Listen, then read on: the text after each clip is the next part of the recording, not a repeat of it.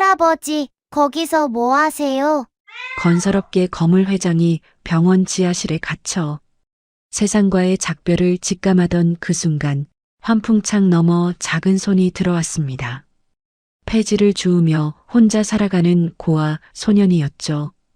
이 순간 세상에서 가장 작은 손이 세상에서 가장 큰 악을 무너뜨리는 기적 같은 반격이 시작됩니다.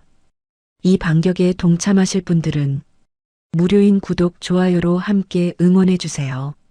어디서 사연 듣고 계신지 댓글 남겨주시면 행운과 반가움 가득 안고 인사드리겠습니다. 사연 시작합니다. 권도진 회장의 집무실 책상 위에는 언제나 은빛 나침반 하나가 놓여 있었습니다. 낡았지만 정교한 그 나침반은 젊은 시절 첫 공사 현장에서 수평을 재던 측량기에 부품을 녹여 만든 것이었죠. 78년 인생 중 54년을 건설 현장에서 보낸 그에게 나침반은 단순한 물건이 아니었습니다. 세상 모든 건물은 수평에서 시작한다. 기울면 무너진다. 그가 입버릇처럼 말하던 좌우명이었습니다. 실제로 권도진이 세운 건물 중 단 한 채도 부실 시공으로 문제가 된 적이 없었습니다. 하지만 오늘 그 수평이 처음으로 흔들리고 있었습니다. 뭐, 도박으로 80억을 날렸다고? 회장실 안 권도진의 목소리가 낮게 깔렸습니다. 그 앞에 고개를 떨군 채 서 있는 사람은 장남 권상준, 52세. 10년 전부터 상무이사 직함을 달고 있었지만 실상은 회사 일보다 골프장과 카지노를 더 자주 들락거리는 사람이었죠. 아버지, 제가 일시적으로 자금이 막혀서 그랬습니다. 곧 회복할 수 있습니다. 상준의 목소리는 떨리고 있었습니다.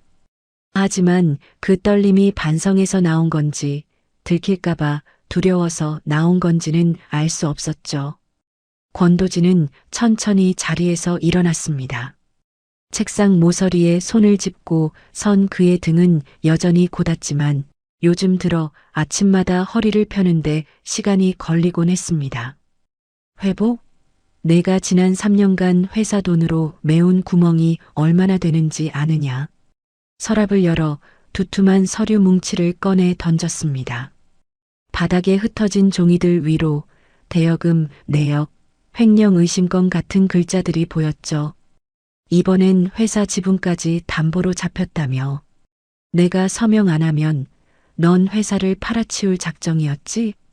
상주는 아무 말도 하지 못했습니다. 그저 주먹을 쥐었다 폈다를 반복할 뿐이었죠.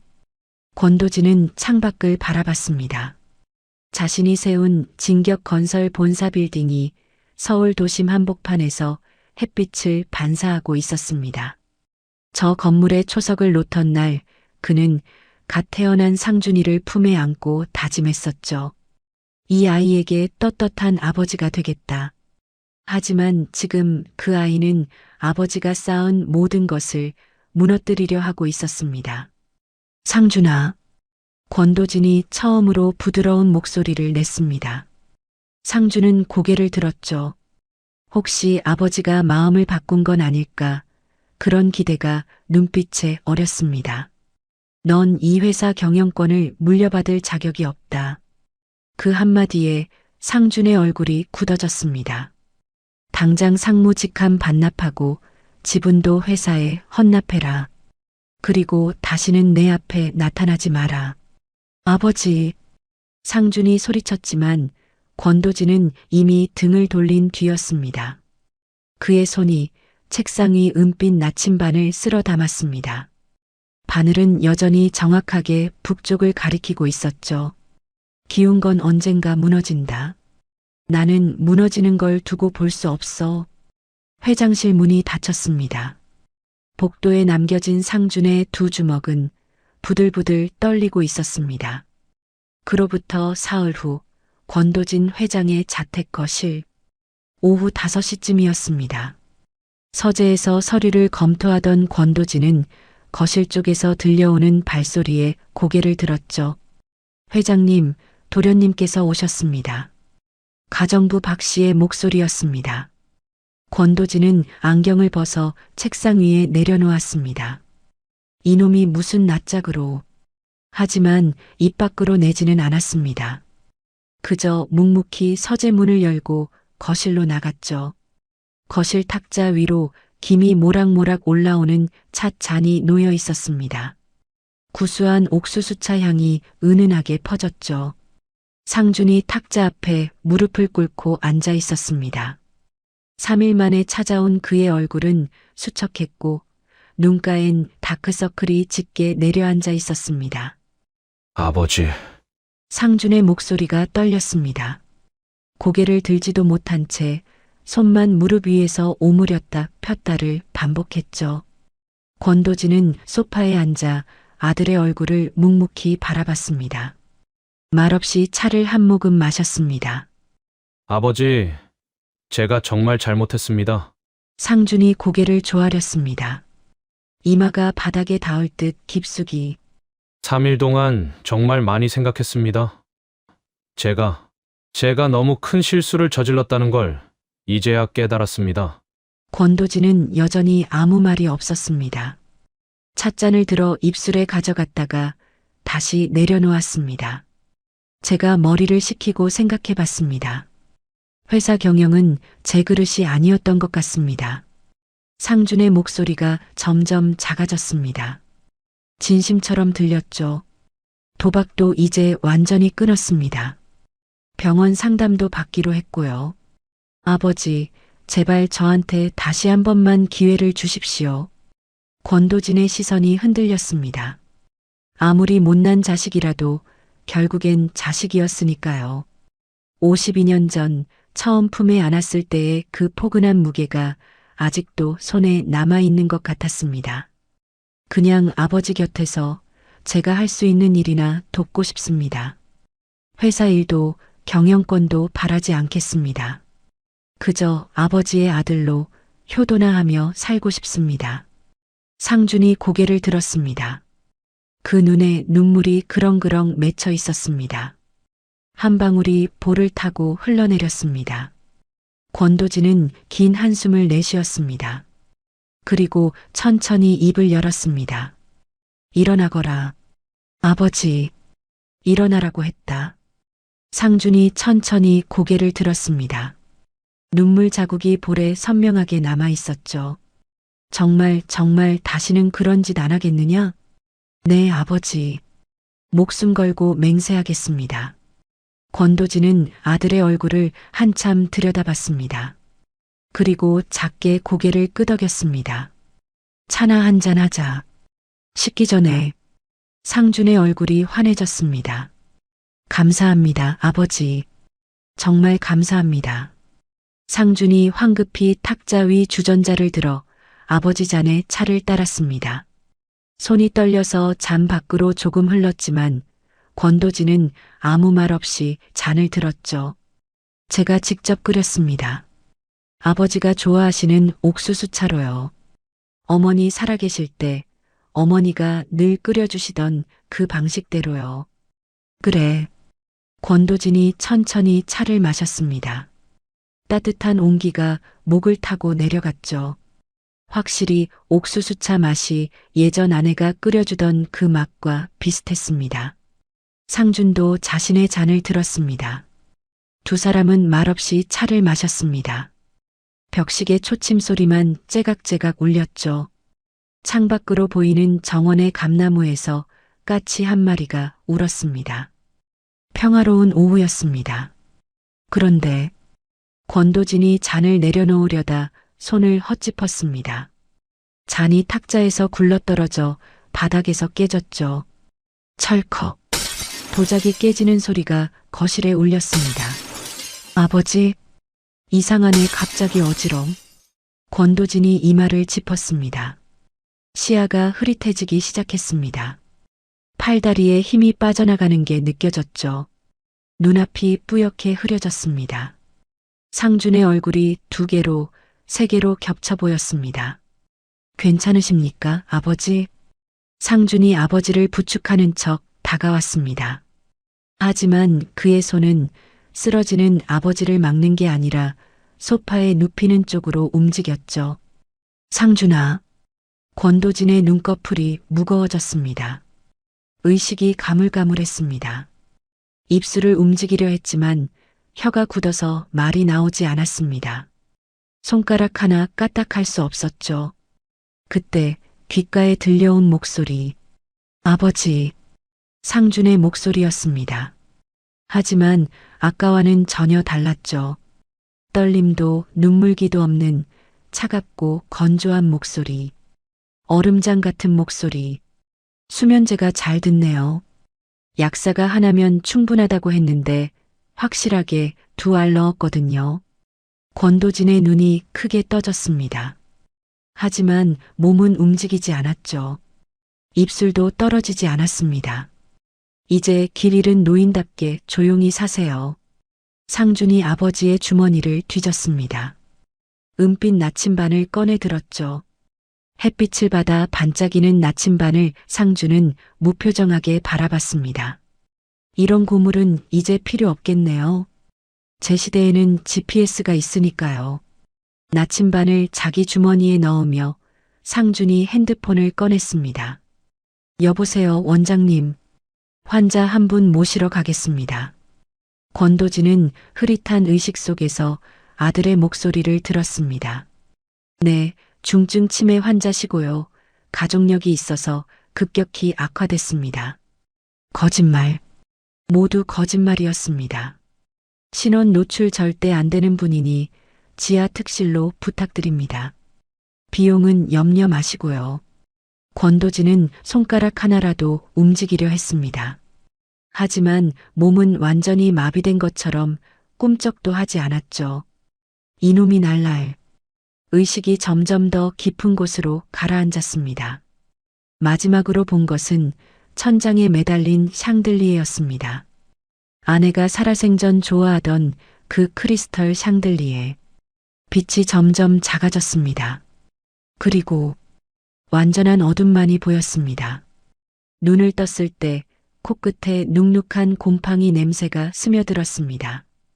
권도진은 천천히 고개를 들었습니다. 천장은 낮았고 페인트가 벗겨진 흰색 벽에는 습기로 얼룩진 자국들이 번져 있었죠. 창문은 없었습니다. 형광등 하나가 깜빡이며 희미한 빛을 내고 있을 뿐이었습니다. 여긴 어디? 목소리가 제대로 나오지 않았습니다. 입안이 바짝 말라 있었죠. 혀가 천 조각처럼 뻣뻣했습니다. 침대에서 일어나려 했지만 온몸에 힘이 없었습니다. 팔을 들어 올리려 해도 납덩이처럼 무거웠습니다. 겨우 상체를 일으켜 주변을 둘러봤죠. 침대 하나, 낡은 플라스틱 의자 하나, 구석에 놓인 이동식 변기. 그게 이 방의 전부였습니다. 벽에는 달력도 시계도 없었습니다. 시간이 흐르는지조차 알 수 없는 곳. 머릿속이 천천히 맑아지기 시작했습니다. 상준이가 나를. 기억이 되살아났습니다. 차를 마시고 어지러워지고 아들의 차가운 목소리. 이제 길 잃은 노인답게 조용히 사세요. 권도진은 주먹을 쥐었습니다. 손톱이 손바닥을 파고들었지만 그 고통조차 희미하게 느껴졌습니다. 내 아들이, 내 친아들이 날 이런 곳에. 분노가 가슴속에서 끓어올랐습니다. 하지만 그 분노를 쏟아낼 곳은 없었습니다. 그저 회색 벽만이 말없이 그를 가두고 있을 뿐. 문이 열리는 소리가 들렸습니다. 흰 가운을 입은 중년 남자가 들어왔죠. 뒤따라 간호사 한 명이 쟁반을 들고 들어왔습니다. 정신이 드셨습니까? 권 선생님. 남자의 목소리는 건조하고 사무적이었습니다. 여긴 어디요? 당신은 누구고? 권도진이 가까스로 목소리를 냈습니다. 여긴 실버케어 요양원입니다. 저는 이곳 원장 김태수고요. 요양원? 내가 왜 여기 있어야 하는데? 권도진이 소리쳤습니다. 하지만 목소리는 생각만큼 크지 않았습니다. 오히려 쉰 목소리로 갈라져 나왔죠. 원장은 차트를 들여다보며 무표정하게 대답했습니다. 중증 치매로 등록되셨습니다. 보호자분께서 의뢰하셨고요. 무슨 소리를? 나한테 치매 같은 건 없어. 치매 환자분들이 다 그러십니다. 본인은 멀쩡하다고요. 원장의 말투에는 어떤 감정도 실려 있지 않았습니다. 마치 매뉴얼을 읽는 것처럼 내 아들이 상준이가 날 여기 가뒀어. 이건 불법 감금이야. 권도진이 침대에서 일어나려 했습니다. 하지만 다리에 힘이 들어가지 않아 그대로 주저앉고 말았죠. 보호자분께서 각별히 당부하셨습니다. 절대 외부 연락 불가, 면회도 보호자만 가능하다고요. 원장이 주사기를 꺼냈습니다. 투명한 액체가 차 있었죠.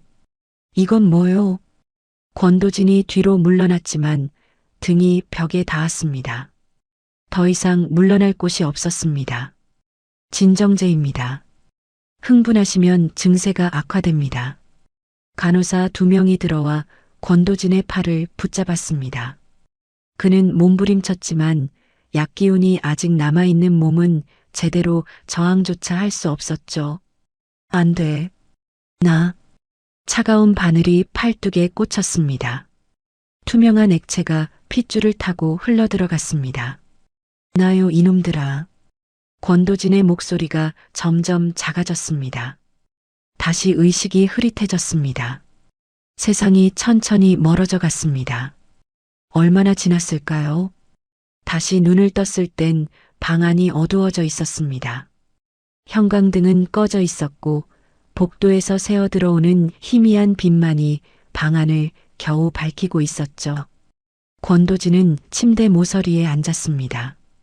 두 손으로 얼굴을 감쌌습니다.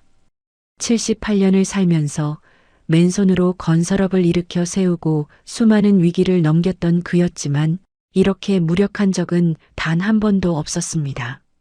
내가 여기서 이렇게 끝나는 건가? 가슴이 먹먹했습니다. 분노도 배신감도 억울함도 모든 감정이 한꺼번에 목구멍까지 차올랐습니다. 하지만 토해낼 곳은 없었습니다. 그저 조용히 삼킬 수밖에. 손이 습관적으로 주머니로 갔습니다. 은빛 나침반을 만지작거리곤 했으니까요. 하지만 주머니는 비어 있었습니다. 나침반. 상준이가 가져갔겠죠. 아버지에게서 빼앗은 것들 중에서 가장 작지만 가장 소중한 것. 권도진은 눈을 감았습니다. 눈물이 나올 것 같았지만 나오지 않았습니다. 너무 억울해서인지 눈물조차 말라버린 것 같았습니다. 내가 뭘 잘못했나? 되짚어봤습니다. 아들을 너무 엄하게 키운 걸까요? 사랑을 표현하지 않은 걸까요? 회사 일에만 매달려서 가족을 소홀히 한 걸까요? 하지만 아무리 생각해도 이렇게 당할 이유는 없었습니다. 설령 내가 부족한 아버지였다 해도 이런 식으로 아들이 아버지를 가둘 수가 있나 그럴 순 없어. 손가락을 꼼지락거렸습니다. 불안할 때 나오는 버릇이었습니다. 시간이 얼마나 지났는지 알 수 없었습니다. 하루인지 이틀인지 이 방에서는 모든 게 똑같았습니다. 어둠과 침묵과 고독만이 끝없이 이어질 뿐. 권도진은 천천히 주먹을 쥐었습니다. 떨리는 주먹이었지만 완전히 무너지진 않았습니다. 아직 끝이 아니야. 그가 중얼거렸습니다. 누구에게 하는 말인지도 몰랐죠. 어쩌면 자기 자신에게 하는 다짐이었을지도 모릅니다. 벽을 짚고 천천히 일어났습니다. 다리가 후들거렸지만 이를 악물고 버텼습니다. 한 걸음 한 걸음 벽을 따라 걸으며 손으로 더듬었습니다. 혹시 틈이 있는지, 혹시 빠져나갈 구멍이 있는지. 그때였습니다. 바닥과 벽이 만나는 모서리, 지면 높이쯤 되는 곳에 작은 환기구 하나가 있었습니다. 가로 30cm, 세로 20cm 정도. 녹슨 쇠창살이 덮여 있었지만 그 틈 사이로 바깥 공기가 미세하게 들어오고 있었습니다. 권도진은 무릎을 꿇고 그 환기구에 얼굴을 가까이 댔습니다. 차가운 바람이 얼굴을 스쳤습니다. 곰팡이 냄새 가득한 방 안과 달리 그 바람은 흙과 풀 냄새를 담고 있었죠. 신선한 공기, 자유의 냄새, 바깥이 보여 창살 너머로 콘크리트 땅바닥이 보였습니다. 그 위로 낙엽 몇 개가 굴러다니고 있었죠. 권도진은 그 작은 창문 앞에 한참을 앉아 있었습니다. 손가락으로 녹슨 쇠창살을 만졌습니다. 차갑고 단단했지만 완전히 막힌 건 아니었습니다. 언젠가 여길 통해서라도 그는 생각했습니다. 아직 방법은 모르지만 포기하지 않기로 했습니다. 밤은 깊어갔고 지하실의 작은 창문 너머로 달빛 한 줄기가 비스듬히 들어왔습니다. 권도진은 그 빛을 바라보며 입술을 깨물었습니다. 억울했습니다. 분했습니다. 하지만 여기서 무너질 수는 없었습니다. 아직 끝이 아니야. 그는 작은 창문을 하루 종일 바라봤습니다. 혹시 누군가 지나가지 않을까? 혹시 도움을 요청할 수 있지 않을까? 하지만 아무도 오지 않았습니다. 그렇게 또 하루가 지나갔습니다. 그리고 이틀이, 사흘이. 권도진은 작은 창문 앞을 떠나지 않았습니다. 그곳이 세상과 연결된 유일한 통로였으니까요. 지하실에 갇힌 지 나흘째 되던 날, 권도진은 작은 환기구 앞에서 하루의 대부분을 보냈습니다. 손바닥만 한 그 작은 틈이 이제는 그의 전부였습니다. 바깥 세상과 연결된 유일한 통로. 오늘도 아무도 오지 않는구나. 권도진이 쉰 목소리로 중얼거렸습니다. 입술이 바짝 말라 있었습니다. 하루 2번 간호사가 가져다주는 미지근한 물과 식은 밥 한 공기. 그게 전부였습니다. 내가 여기서 이렇게 끝나는 건가?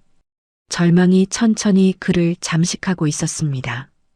며칠간 아무도 찾아오지 않았습니다. 아무도 그의 존재를 몰랐습니다. 세상은 그가 사라진 줄도 모르고 돌아가고 있었죠. 권도진은 손가락을 꼼지락거렸습니다. 불안할 때 나오는 오래된 버릇.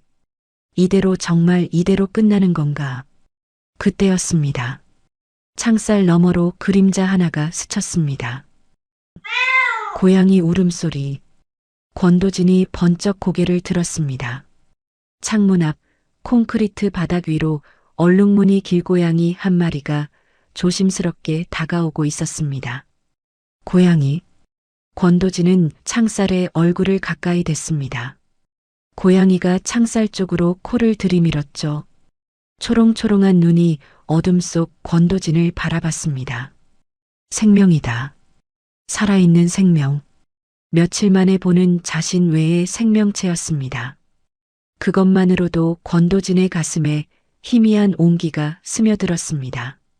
그때 멀리서 발소리가 들렸습니다. 가볍고 경쾌한 발소리. 권도진의 심장이 뛰기 시작했습니다. 사람 소리. 사람이다.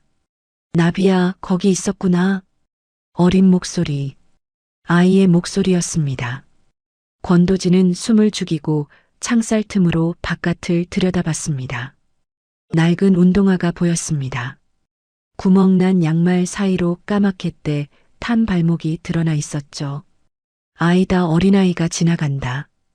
권도진의 입술이 떨렸습니다. 말을 해야 할까요? 도움을 청해야 할까요? 하지만 목소리가 나오지 않았습니다. 며칠간 제대로 말을 하지 않아서인지 목이 굳어버린 것 같았습니다. 아이가 쪼그리고 앉았습니다.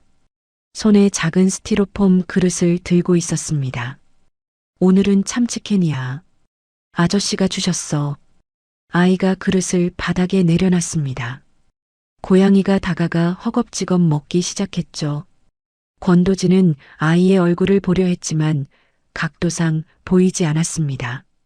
다만 목소리로 밀어보아 10살 안팎의 남자아이인 것 같았죠.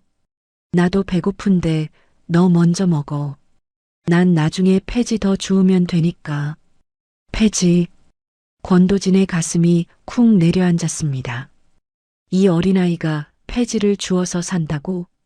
고양이가 다 먹고 나서 아이의 손을 하찼습니다.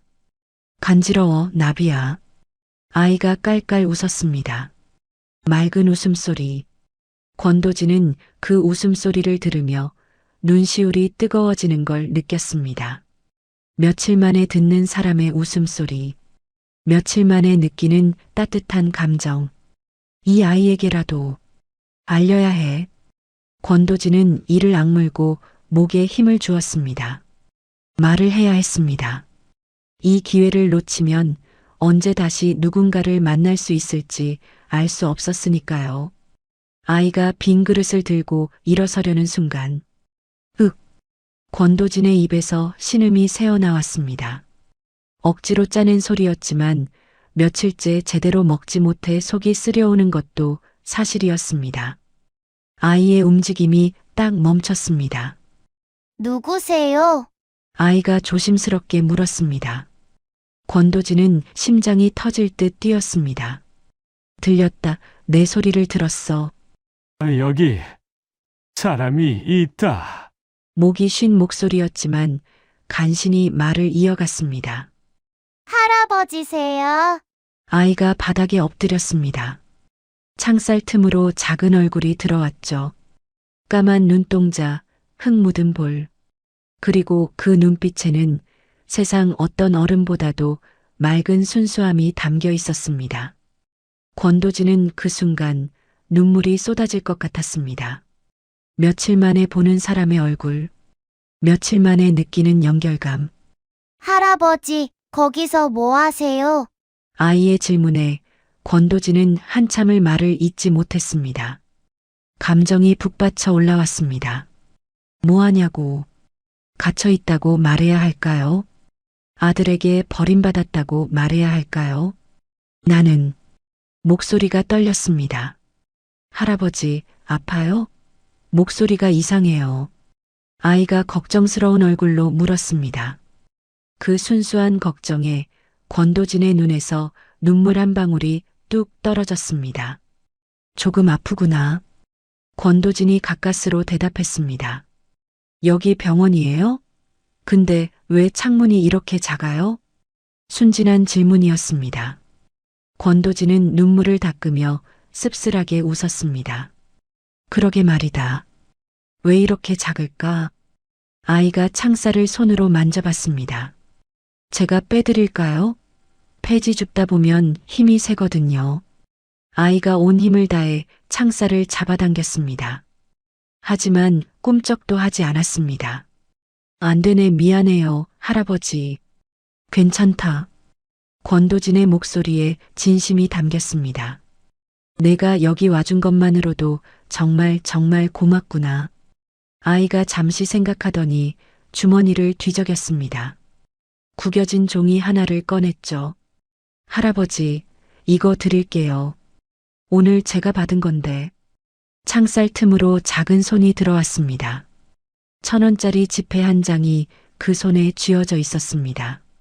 권도진은 그 1,000원짜리를 보며 숨이 멎는 것 같았습니다. 이건 내가 번 돈이잖니. 괜찮아요. 할아버지가 더 필요해 보여요. 아이의 목소리에는 주저함이 없었습니다. 권도진의 손이 부들부들 떨렸습니다. 그는 평생 수백억을 만졌습니다. 거대한 건물을 세우고 수천 명을 먹여 살리는 회사를 운영했습니다. 하지만 지금 이 순간 이 작은 아이가 건네는 1,000원 한 장이 그 어떤 돈보다 무겁게 느껴졌습니다. 고맙다.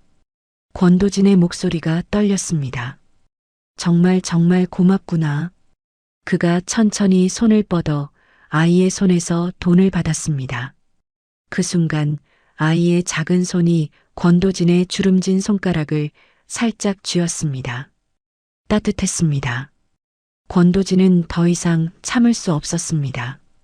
눈물이 주르륵 흘러내렸습니다. 며칠간 혼자 견뎌온 절망이, 억울함이, 외로움이 이 작은 손의 온기에 무너져 내렸습니다. 할아버지 손 차가워요. 여기 춥죠? 응, 조금. 권도진이 눈물을 닦으며 대답했습니다. 제가 내일 또 올게요. 뭐 필요한 거 있어요? 권도진은 잠시 생각했습니다. 그리고 침착함을 되찾으며 조용히 물었습니다.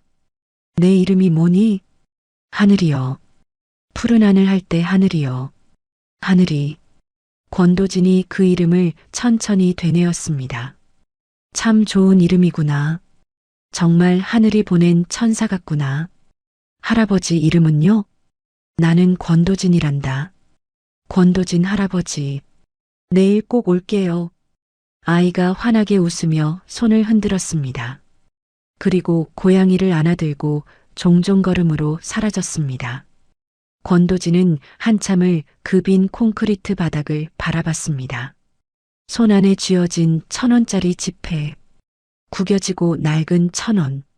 하지만 그 안에는 세상 어떤 계약서보다 무거운 약속이 담겨 있었습니다. 살아야겠다. 권도진이 조용히 다짐했습니다. 이 아이를 위해서라도 여기서 무너져서는 안 돼. 그날 밤 권도진은 며칠 만에 깊은 잠에 들었습니다. 손에는 1,000원짜리 지폐를 꼭 쥔 채로 작은 창문 너머로 달빛이 조용히 그를 비추고 있었습니다. 다음 날 오후 4시, 권도진은 어제부터 환기구 앞을 떠나지 않았습니다. 혹시 하늘이가 오지 않으면 어쩌나? 혹시 어른들에게 들켜서 혼나지는 않았을까? 불안한 생각들이 머릿속을 맴돌았죠. 할아버지, 밖에서 익숙한 목소리가 들렸습니다. 권도진의 얼굴에 미소가 번졌습니다. 왔구나, 하늘아. 네, 오늘 진짜 좋은 거 가져왔어요. 아이가 쪼그리고 앉았습니다. 손에 비닐봉지를 들고 있었죠. 창살 틈으로 무언가가 밀려 들어왔습니다. 고구마였습니다. 찐 고구마. 겉은 이미 식어서 말랑했지만 구수한 냄새가 코끝을 자극했습니다. 할아버지 드세요. 리어카 아저씨가 버리려던 거예요. 좀 식었지만 맛있어요. 권도진은 떨리는 손으로 고구마를 집어들었습니다. 겉껍질이 조금 검게 탔고 한쪽은 눌려서 모양이 찌그러져 있었습니다. 하지만 그는 평생 먹어본 어떤 음식보다 이 고구마가 소중하게 느껴졌습니다. 먹어도 되니? 네, 저도 하나 먹었어요. 엄청 달아요. 권도진이 한 입 베어 물었습니다. 식은 고구마의 포슬포슬한 속살이 입안에서 부서졌죠. 달았습니다. 정말로 달았습니다. 하지만 그 단맛보다 더 진한 것은 이 고구마를 가져온 작은 손의 온기였습니다. 맛있어요? 응, 아주 맛있구나. 권도진의 목소리가 떨렸습니다. 눈가가 뜨거워졌습니다. 할아버지 우세요? 아이가 놀란 목소리로 물었습니다. 아니다. 그냥 너무 맛있어서 그래. 권도진이 고개를 돌려 눈물을 닦았습니다. 78년을 살면서 맨손으로 건설업을 일으켜 세우고 수많은 위기를 넘겼던 그였지만 지금 이 순간만큼은 그저 한 아이의 따뜻함에 무너지는 늙은 할아버지일 뿐이었습니다. 할아버지, 저 궁금한 게 있어요. 하늘이가 조심스럽게 물었습니다. 뭐니? 여기가 정말 병원이에요? 창문도 작고 할아버지 혼자 계시는 것 같은데. 아이는 어리지만 눈치가 빠른 아이였습니다. 권도진은 잠시 망설였습니다. 진실을 말해야 할까요? 하늘아. 네. 할아버지가 사실은 여기 갇혀 있단다. 갇혀 있다고요? 아이의 목소리가 떨렸습니다. 할아버지가 나쁜 일 했어요? 아니다. 할아버지는 나쁜 일 안 했어. 하지만 할아버지를 여기에 가둔 사람이 있단다. 누가요? 권도진은 한참을 말하지 못했습니다. 그리고 낮게 중얼거렸습니다. 할아버지의 아들이. 침묵이 흘렀습니다. 아들이 아빠를요? 응. 왜요? 아들이면 효도해야 하는 거 아니에요? 아이의 순수한 질문에 권도진은 쓰게 웃었습니다. 그래야 하는데 세상이 항상 그렇게 되지는 않더구나. 하늘이는 한참을 아무 말 없이 창살 너머를 들여다봤습니다. 그리고 작은 주먹을 쥐었습니다. 제가 도와드릴게요. 뭐? 할아버지 여기서 나가게 제가 도와드릴게요. 하늘아, 너무 위험해. 넌 아직 어린애잖니. 저 어리지 않아요. 벌써 폐지 3년째 죽고 있어요. 리어카도 혼자 끌 수 있고요. 아이의 목소리에 단단함이 실렸습니다. 할아버지는 착한 분이에요. 제가 느낌으로 알아요. 그런 분이 여기에 갇혀 있으면 안 돼요. 권도진은 창살 너머 아이의 눈을 바라봤습니다. 그 눈에는 두려움보다 정의감이 더 크게 빛나고 있었습니다. 하늘아, 정말 고맙다. 하지만 위험한 일이야. 괜찮아요. 저 힘세요. 폐지 자루도 혼자 들 수 있어요. 하늘이가 작은 팔뚝에 힘을 주며 자랑했습니다. 권도진은 한참을 아이를 바라봤습니다. 그리고 천천히 고개를 끄덕였습니다. 이 아이가 아니면 여기서 나갈 방법이 없었습니다. 알았다. 하지만 절대 무리하면 안 된다. 위험하면 바로 도망가는 거야. 네. 하늘이가 환하게 웃었습니다. 할아버지, 제가 뭘 하면 돼요? 권도진은 신중하게 생각했습니다. 그리고 조용히 말을 이었습니다. 먼저 할아버지가 믿는 사람한테 소식을 전해야 해. 어떻게요? 할아버지가 한 가지 물건을 잃어버렸단다. 그걸 찾아야 해. 무슨 물건이요? 은빛 나침반.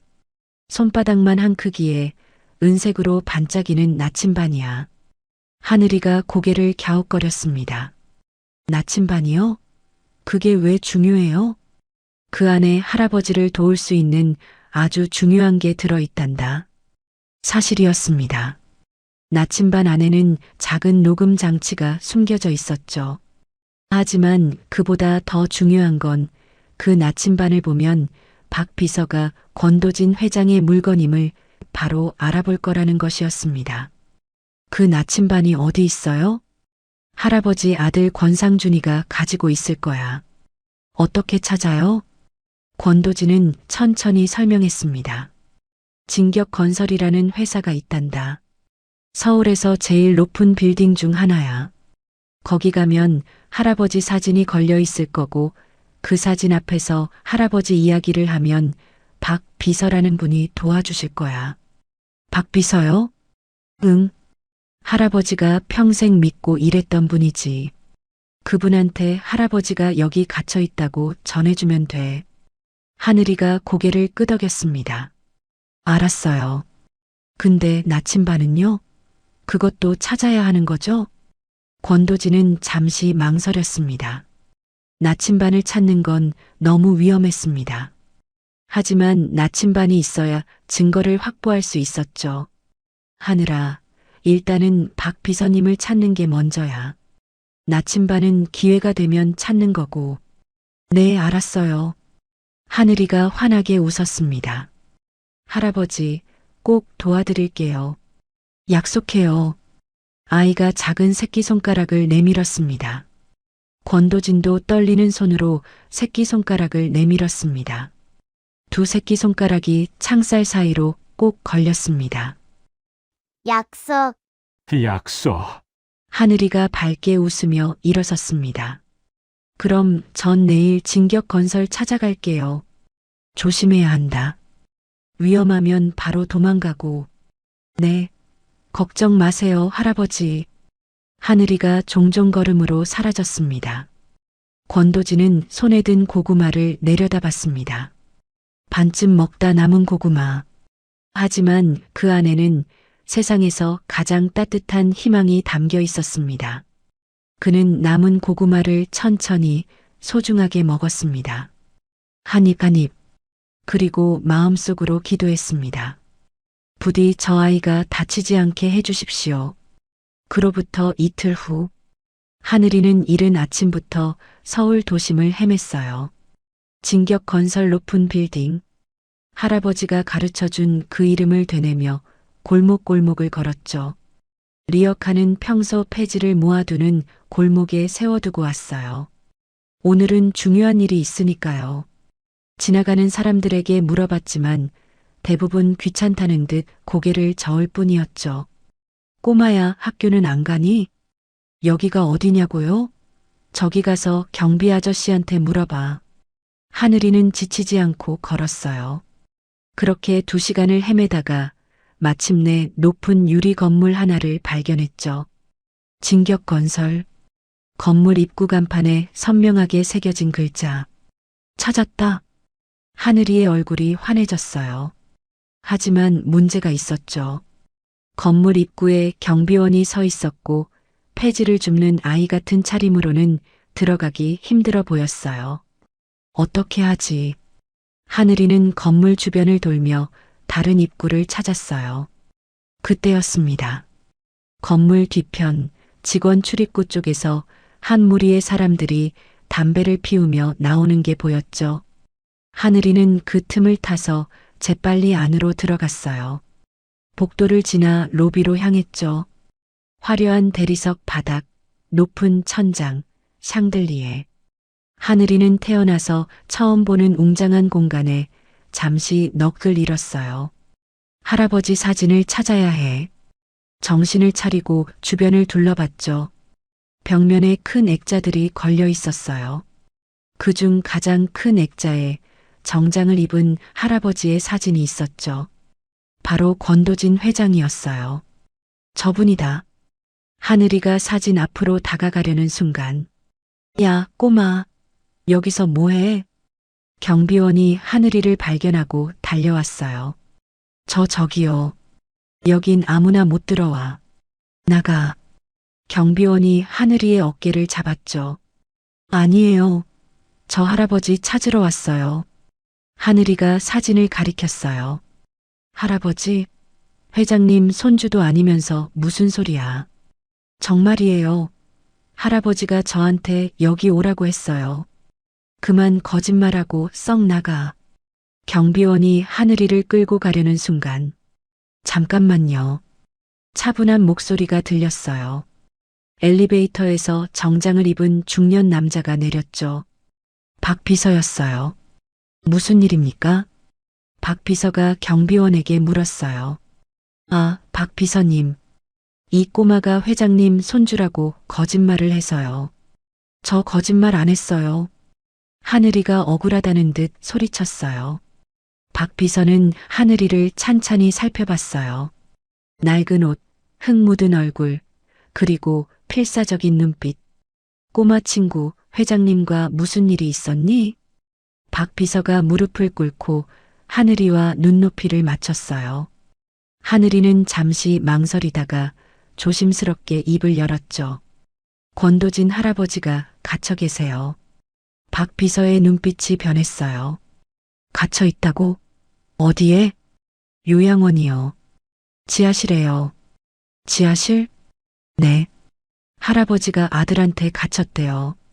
나쁜 아들이 할아버지를 가뒀어요. 박 비서의 얼굴이 굳어졌죠. 권상준. 그의 머릿속에 그 이름이 떠올랐어요. 꼬마 친구, 그게 정말이니? 네. 할아버지가 저한테 여기 오라고 했어요. 박 비서님을 찾으라고요. 박 비서의 손이 떨렸어요. 회장님이 사라진 지 이미 열흘이 지났어요. 권상준 상무는 아버지가 치매로 요양원에 계신다고만 했고 면회는 불가능하다고 했죠. 하지만 이 아이의 말이 사실이라면. 꼬마 친구, 혹시 증거가 있니? 회장님과 정말 만났다는?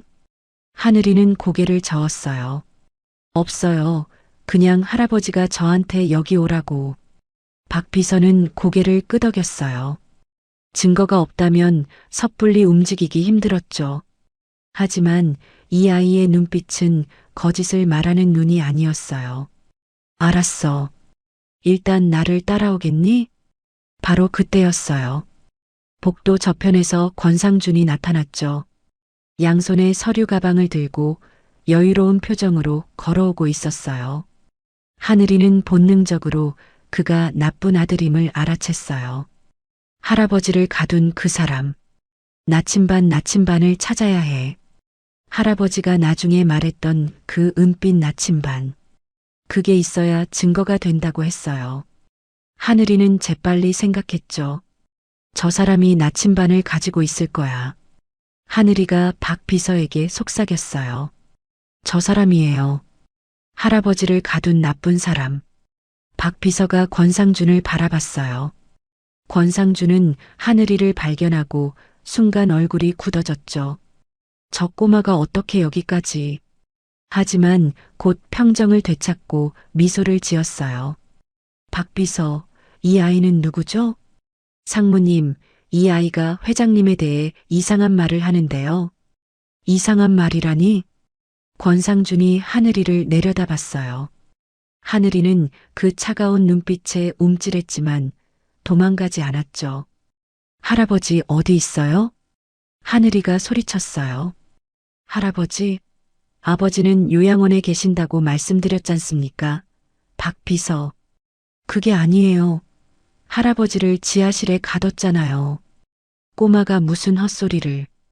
권상준이 인상을 찌푸렸어요. 경비, 이 아이 좀 밖으로 데려가시오. 경비원이 하늘이에게 다가왔죠. 하늘이는 순간 생각했어요. 지금 아니면 기회가 없어. 하늘이는 갑자기 권상준을 향해 달려들었어요. 뭐 하는 거야? 권상준이 뒤로 물러섰지만 하늘이의 손이 그의 재킷 주머니에 닿았죠. 그리고 재빨리 무언가를 꺼냈어요. 은빛 나침반이었어요. 이거요. 이게 할아버지 거예요. 하늘이가 나침반을 높이 들었어요. 권상준의 얼굴이 하얗게 질렸죠. 그걸 내놔. 권상준이 하늘이에게 달려들었어요. 하지만 하늘이는 재빨리 몸을 피했죠.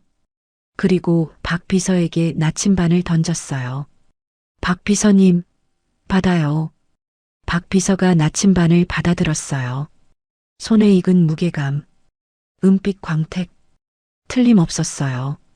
권도진 회장이 평생 손에서 놓지 않던 그 나침반. 이게 회장님 나침반. 박 비서의 목소리가 떨렸어요. 왜 상무님이 이걸 가지고 계십니까? 그건 아버지께서 주신 겁니다. 거짓말. 하늘이가 소리쳤어요. 할아버지가 저한테 말했어요. 나침반을 빼앗겼다고. 박 비서는 나침반을 자세히 살펴봤어요.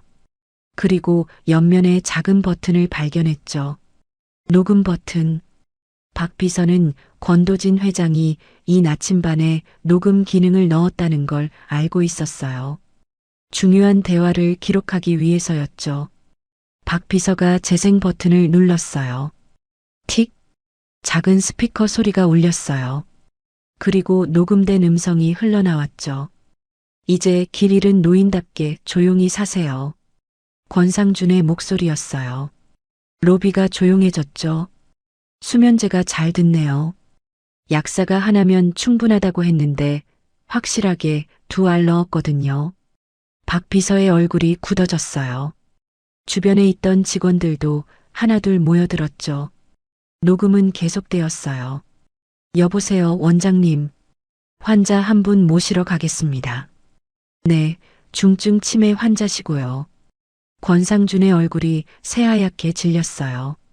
그건 신원 노출 절대 안 되는 분이니 지하 특실로 부탁드립니다. 녹음이 끝났어요. 침묵이 흘렀죠. 박 비서가 천천히 고개를 들어 권상준을 바라봤어요.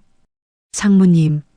박 비서의 목소리는 차갑게 식어 있었어요. 회장님이 어디 계십니까? 그건 오해입니다. 저 녹음은 조작이라고요? 박 비서가 나침반을 들어 보였어요. 이 나침반은 특수 제작된 겁니다. 녹음된 날짜와 시간이 자동으로 기록되죠. 박 비서가 화면을 확인했어요. 열흘 전 오후 5시 32분. 회장님께서 마지막으로 출근하셨던 바로 그날입니다. 권상준은 말문이 막혔어요. 박 비서가 핸드폰을 꺼냈죠. 지금 즉시 경찰에 신고하겠습니다. 잠깐, 박 비서, 이건 오해. 하지만 박 비서는 이미 전화를 걸고 있었어요. 여보세요, 경찰입니까? 불법 감금 사건을 신고합니다. 권상준은 뒤로 물러섰어요.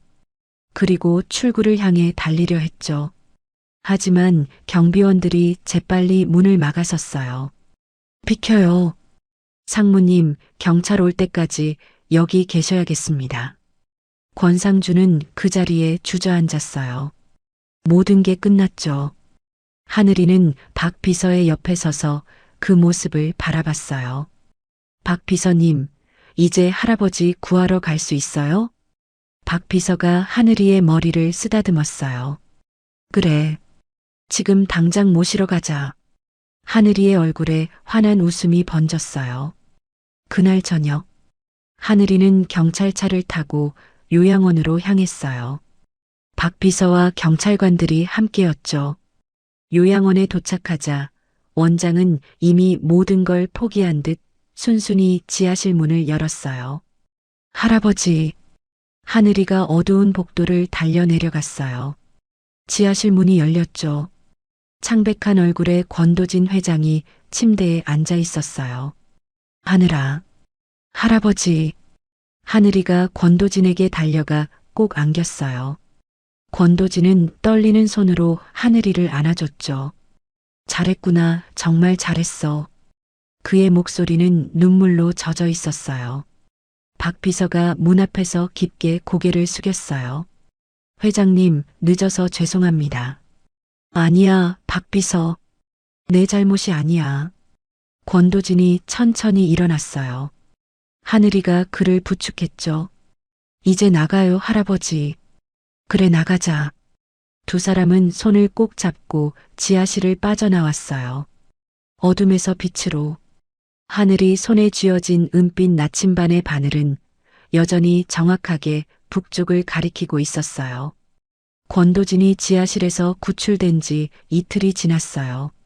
서울대병원 VIP 병실. 권도진은 흰 침대에 누워 천장을 바라보고 있었죠.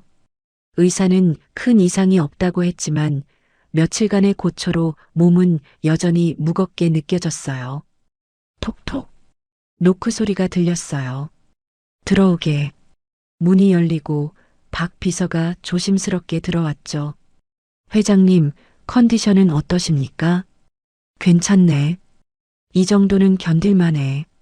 권도진이 상체를 일으켰어요. 권상준 씨는? 박 비서가 서류 봉투를 꺼냈죠. 어제 검찰에 정식으로 송치됐습니다. 불법 감금 사문서 위조, 횡령 혐의로요. 보석은?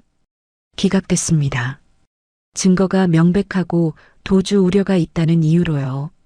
권도진은 창밖을 바라봤어요. 그렇게 됐군. 회장님, 박 비서가 조심스럽게 물었어요. 괜찮으십니까? 뭐가? 아드님이 그런 일을 당하셔서요. 권도진은 한참을 말이 없었어요. 괜찮을 리가 있나? 하지만 어쩔 수 없지. 그의 목소리는 담담했지만 눈빛은 흔들리고 있었죠. 자기가 저지른 일에 대가를 치르는 거야.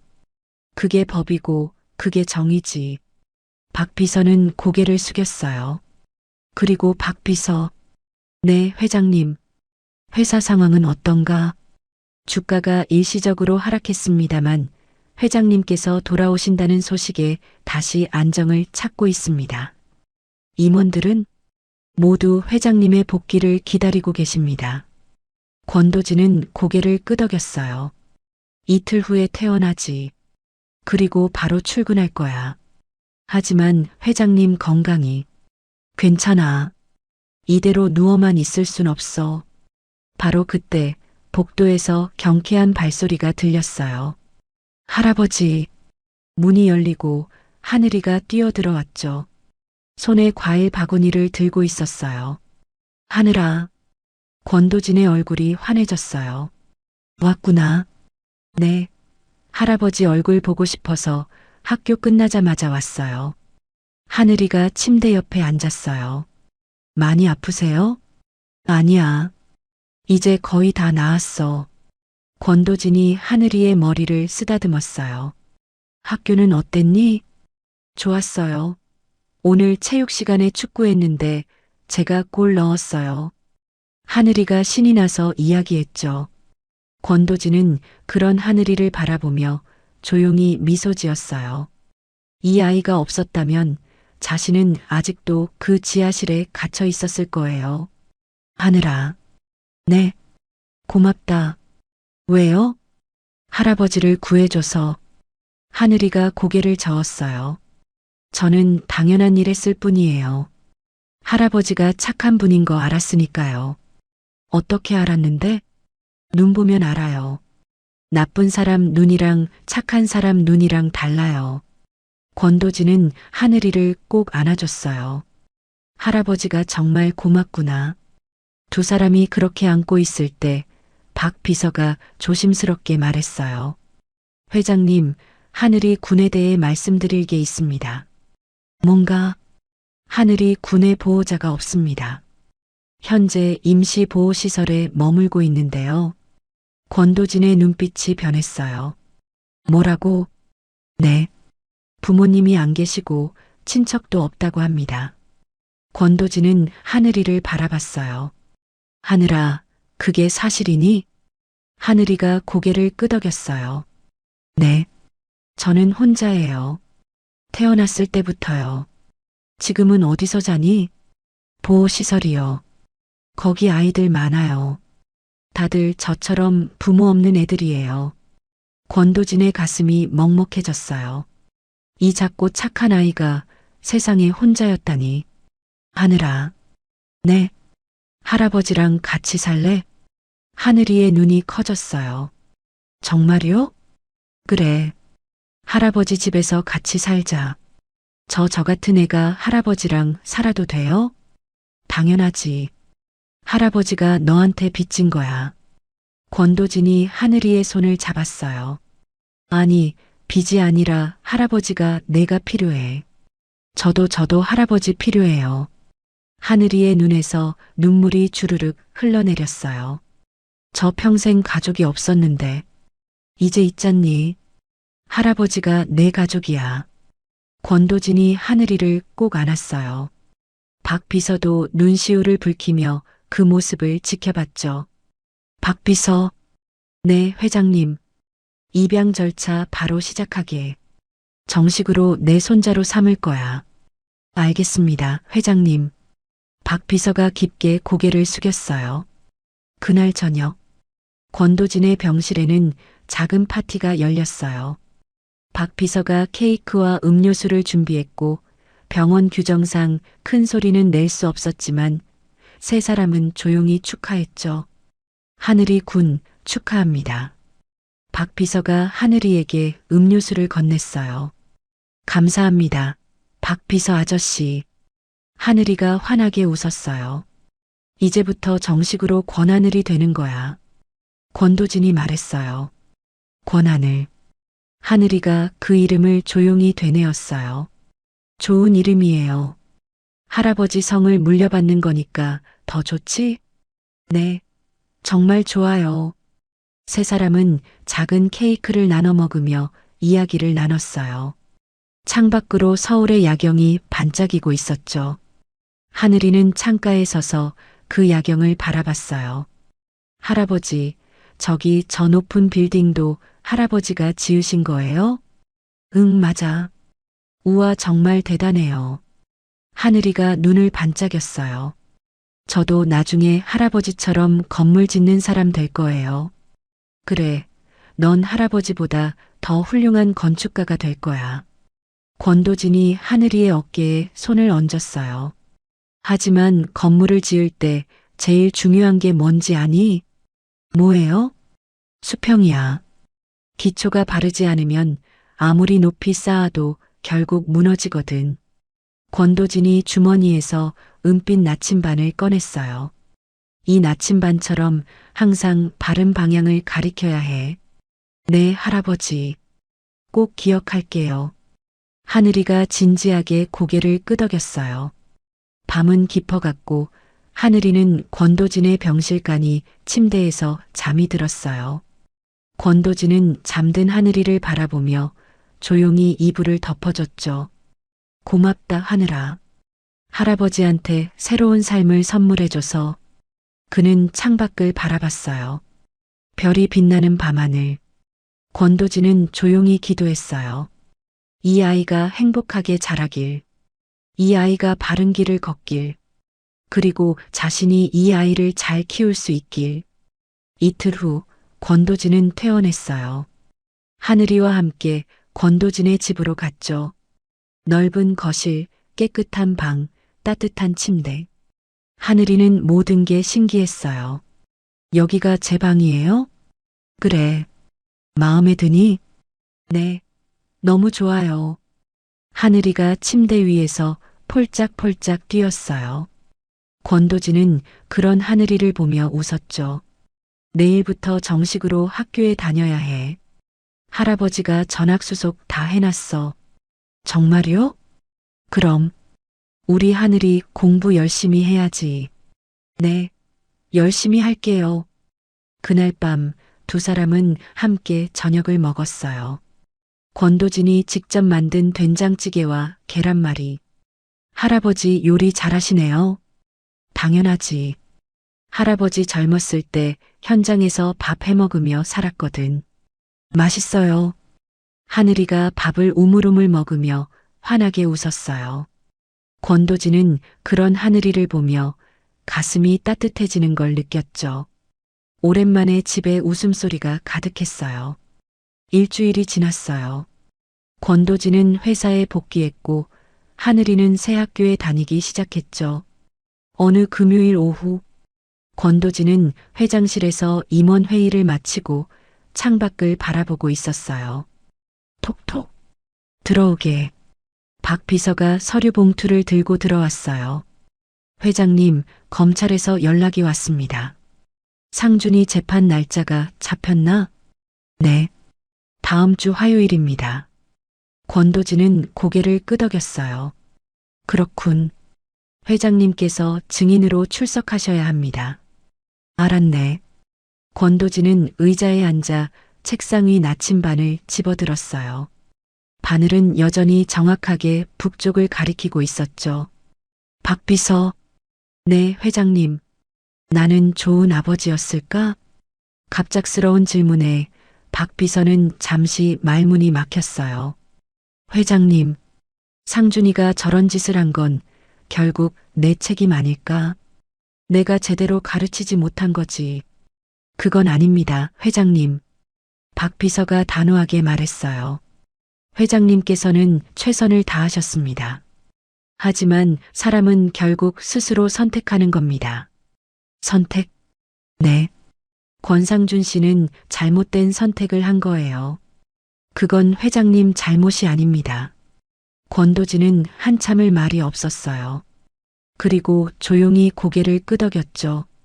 고맙네, 박 비서. 회장님. 응?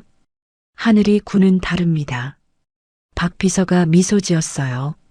저 아이는 이미 올바른 선택을 할 줄 아는 아이입니다.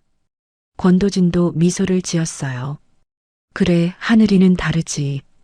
그날 저녁 집으로 돌아온 권도진은 하늘이가 거실 바닥에 앉아 숙제를 하고 있는 걸 봤어요. 다녀왔습니다. 할아버지, 오셨어요? 하늘이가 벌떡 일어나 권도진을 맞이했어요. 숙제하고 있었니? 네, 수학 문제 푸는 중이에요. 어려우니? 조금요. 근데 재밌어요. 권도진은 하늘이 옆에 앉았어요. 할아버지가 도와줄까? 정말요? 두 사람은 함께 수학 문제를 풀었어요. 권도진이 하나하나 설명해주고 하늘이는 진지하게 듣고 문제를 풀었죠. 다 풀었어요. 오, 잘했구나. 전부 맞았어. 야호! 하늘이가 기뻐하며 펄쩍 뛰었어요.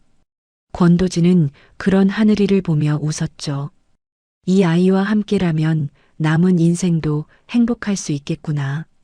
저녁을 먹고 두 사람은 소파에 나란히 앉아 TV를 봤어요. 할아버지, 응? 다음 주에 학교에서 가족 초대 행사가 있대요. 그래. 할아버지도 오실 수 있어요? 당연하지. 할아버지가 꼭 갈게. 정말요? 친구들한테 할아버지 자랑하고 싶어요. 권도진은 하늘이를 꼭 안아줬어요. 할아버지도 하늘이가 자랑스러워. 하늘이는 권도진의 품에 안긴 채 환하게 웃었어요. 밤이 깊어갔고 하늘이는 권도진의 품에서 스르르 잠이 들었죠. 권도진은 하늘이를 안고 방으로 데려가 침대에 눕혔어요. 이불을 덮어주고 머리를 쓰다듬었죠. 잘 자거라, 우리 하늘이. 그는 조용히 방을 나와 거실로 돌아왔어요. 책상 위에 놓인 나침반을 집어들었죠. 바늘은 여전히 북쪽을 가리키고 있었어요. 여보. 권도진이 하늘을 향해 조용히 속삭였어요. 이미 세상을 떠난 아내를 향한 말이었죠. 당신이 보고 싶어 했던 손자, 이제 생겼소. 비록 피는 섞이지 않았지만 진짜 손자보다 더 소중한 아이요. 창밖 하늘에 별이 빛나고 있었어요. 권도진은 나침반을 꼭 쥐고 조용히 미소 지었죠. 나침반의 바늘은 멈추지 않고 올바른 방향을 가리키고 있었어요. 주주총회가 끝난 후 일주일이 지났어요. 권상주는 서울구치소 독방에 수감되어 재판을 기다리고 있었죠. 불법 감금, 사문서 위조, 횡령 등 여러 혐의가 그를 짓누르고 있었어요. 변호사들이 찾아와 선처를 호소했지만 증거는 명백했죠. 나침반 속 녹음, 요양원 원장의 자백, 회사 자금 횡령 내역. 검찰은 징역 12년을 구형했어요. 상주는 차가운 콘크리트 벽에 등을 기대고 앉아 창살 너머 하늘을 바라봤어요. 아이러니했죠. 자신이 아버지를 가뒀던 그 지하실보다 이곳이 훨씬 더 차갑고 어두웠어요. 내가 왜 이렇게 됐지? 하지만 대답은 없었어요. 그 자신도 알고 있었죠. 욕심이 도리를 잃게 만들었다는 것을요. 같은 시각 진격건설 본사. 권도진은 복귀 후 첫 임원 회의를 주재하고 있었어요. 올해 3분기 실적은 예상보다 좋습니다만 4분기 목표 달성을 위해서는 더 박차를 가해야 합니다. 임원들이 고개를 끄덕였어요. 권도진이 돌아온 후 회사 분위기는 완전히 달라졌죠. 흔들렸던 주가도 다시 안정을 찾았고 직원들의 사기도 예전으로 돌아왔어요. 회의가 끝나고 박 비서가 조심스럽게 다가왔어요. 회장님, 구치소에서 연락이 왔습니다. 상준이가? 네. 면회를 신청했다고 합니다. 권도진은 잠시 말이 없었어요. 창밖을 바라봤죠. 가봐야겠지. 회장님께서 직접 가시겠습니까? 내 아들이잖나. 비록 나를 배신했어도 마지막은 아버지로서 봐줘야지. 박 비서는 고개를 숙였어요. 이틀 후 서울구치소 면회실. 투명한 아크릴판 너머로 권상준이 앉아 있었어요. 수감복을 입은 그의 모습은 초라했죠. 며칠 사이에 살이 빠져볼이 푹 꺼졌고 눈가에는 다크서클이 짙게 내려앉아 있었어요. 권도진이 맞은편에 앉았어요. 두 사람은 한참을 아무 말 없이 서로를 바라봤죠. 아버지. 상준이 먼저 입을 열었어요. 목소리가 갈라졌죠. 죄송합니다. 권도진은 대답하지 않았어요. 제가 미쳤었습니다. 욕심에 눈이 멀어서. 욕심? 권도진이 처음으로 입을 열었어요. 욕심이면 용서가 되느냐? 상주는 고개를 떨구었어요. 아버지를 지하실에 가뒀을 때 넌 뭘 생각했니? 매일 식은 밥 한 끼로 연명하시는 아버지를 보면서 넌 뭘 느꼈니? 상준의 눈에서 눈물이 흘러내렸어요. 죄송합니다. 정말 죄송합니다. 미안하다고 다 되는 게 아니야. 권도진의 목소리는 차가웠어요. 너는 내 아들이기 전에 한 사람의 인생을 지옥에 빠뜨린 범죄자야. 아버지.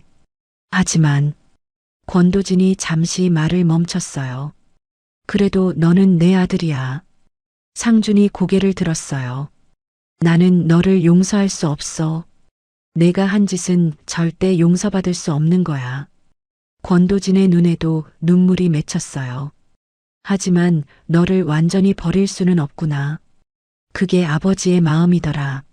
아버지, 감옥에서 제대로 반성해라. 그리고 나와서 사람답게 살아라. 권도진이 천천히 일어섰어요. 이게 아버지로서 마지막으로 해줄 수 있는 말이다. 아버지, 아버지. 상준이 아크릴판을 두드렸어요. 하지만 권도진은 돌아보지 않았죠. 면회실 문이 닫혔어요. 복도를 걷는 권도진의 어깨가 미세하게 떨리고 있었어요. 아무리 나쁜 짓을 한 자식이라도 아버지의 마음은 완전히 끊을 수 없는 법이었죠. 회사로 돌아온 권도진은 회장실에 홀로 앉아 창밖을 바라봤어요. 해가 서쪽으로 기울고 있었죠. 톡톡. 노크 소리가 들렸어요. 들어오게. 문이 열리고 하늘이가 조심스럽게 들어왔어요. 학교를 마치고 곧장 달려온 듯 교복 차림이었죠. 할아버지. 왔구나, 우리 하늘이. 권도진의 얼굴에 비로소 미소가 번졌어요. 오늘 학교는 어땠니? 좋았어요. 수학시험 또 100점 맞았어요. 하늘이가 시험지를 꺼내 보여줬어요. 권도진은 그 시험지를 받아들고 진심으로 기뻐했죠. 역시 우리 하늘이. 할아버지 자랑이야. 하늘이는 권도진의 얼굴을 유심히 살폈어요. 할아버지, 오늘 좀 피곤해 보여요. 응? 그렇게 보이니? 네. 눈이 빨개요. 권도진은 잠시 망설이다가 솔직하게 말했어요. 오늘 할아버지를 가뒀던 그 사람을 만나고 왔단다. 나쁜 아저씨요? 응. 왜요? 그런 나쁜 사람 만날 필요 없잖아요. 하늘이가 볼을 부풀렸어요. 권도진은 쓴웃음을 지었죠. 그 사람이 할아버지 아들이거든. 알아요. 하늘이가 조용히 말했어요. 회사에서 봤을 때부터 알았어요. 아들이 아버지를 저렇게 나쁘게 할 수 있다는 게 믿기지 않았어요. 하늘이의 목소리가 떨렸어요. 저는 부모님이 없어요. 누군지도 몰라요. 그래서 가족이 있는 사람들이 부러웠는데 하늘이가 작은 주먹을 쥐었어요. 그런데 그 아저씨는 아버지가 있는데도 그렇게 나쁜 짓을 했잖아요. 이해가 안 돼요. 권도진은 하늘이의 머리를 쓰다듬었어요. 하늘아, 용서하는 것과 있는 것은 달라. 무슨 뜻이에요? 할아버지는 그 사람이 한 짓을 용서할 수 없어. 하지만 완전히 미워할 수도 없단다. 권도진이 하늘이를 안아줬어요. 그게 가족이라는 거야. 참 복잡하지? 하늘이는 권도진의 품에 안긴 채 고개를 끄덕였어요. 저도 이제 할아버지 가족이잖아요. 그러니까 조금은 알 것 같아요. 그 말에 권도진의 가슴이 뭉클해졌어요. 하늘아. 네. 할아버지가 내 가족이 되어서 정말 행복해. 하늘이가 고개를 들어 권도진을 올려다봤어요. 저도요, 할아버지. 저도 정말 행복해요. 권도진은 하늘이를 더 꽉 안았어요. 두 사람은 한참을 그렇게 안고 있었죠. 창밖으로 석양빛이 쏟아져 들어왔어요. 붉은 노을이 회장실을 물들이고 있었죠.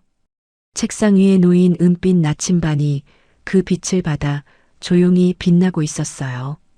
바늘은 여전히 정확하게 북쪽을 가리키며 이제는 새로운 가족이 된 할아버지와 손자를 지켜보고 있었죠. 세상에서 가장 작았던 손이 세상에서 가장 큰 기적을 만들어낸 거예요. 권도진이 하늘이를 정식으로 입양한 지 석 달이 지났어요. 법원에서 입양 허가가 나던 날 하늘이는 권하늘이라는 새로운 이름을 얻었죠. 권도진의 손자. 더 이상 폐지를 줍는 아이가 아니라 따뜻한 집에서 학교에 다니며 꿈을 키우는 아이가 된 거예요. 어느 토요일 오후, 권도진과 하늘이는 함께 건설 현장을 찾았어요. 진격건설이 새로 짓고 있는 복합문화센터 현장이었죠. 할아버지, 여기 진짜 높네요. 하늘이가 안전모를 쓰고 현장을 둘러보며 감탄했어요. 그래, 완성되면 30층짜리 건물이 될 거야. 권도진이 설계도를 펼쳐 보이며 설명했어요. 이 건물은 저소득층 아이들을 위한 도서관과 문화센터가 들어갈 거란다. 우와, 그럼 저 같았던 친구들도 올 수 있어요? 그럼, 그래서 짓는 거지. 권도진이 하늘이의 머리를 쓰다듬었어요. 할아버지는 평생 건물을 지었지만 이제는 사람을 위한 건물을 더 많이 짓고 싶구나. 두 사람은 현장을 천천히 걸었어요. 인부들이 열심히 일하고 있었고 크레인이 자재를 나르고 있었죠. 할아버지, 응? 할아버지는 왜 건물 짓는 일을 좋아하세요? 권도진은 잠시 생각했어요.